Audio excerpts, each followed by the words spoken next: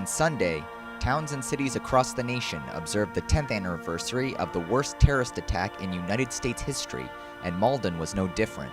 The city began the day with a memorial walk, which started at Malden Government Center Plaza. We must take a few minutes from our everyday routine to remember the victims of the worst terrorist attack in the history of the United States. We must also take the time to thank our friends and neighbors from Malden who answered the call to join the Army, Navy, Air Force, Marine Corps, and Coast Guard to fight for our freedom in this new war.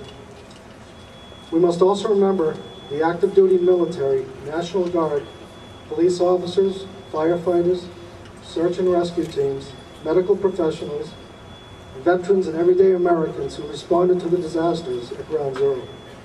10 years ago is pretty much put into everybody's memory.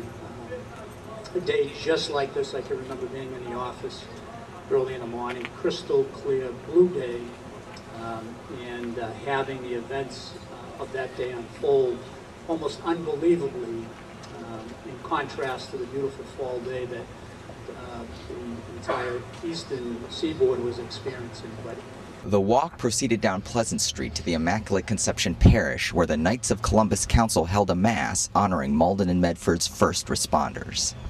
Later in the day, the Irish American Club hosted a community reflection where residents were able to honor those lost in the tragedy.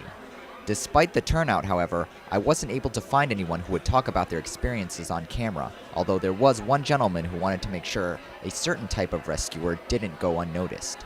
We would like also to commemorate and thank in a special way those who cannot speak for themselves, and that is the rescue dogs that did yeoman work, and we'd just like to keep them in our remembrances along naturally with the humans. The event was a collaboration between the Malden Irish American Club and the Irish International Immigrant Center.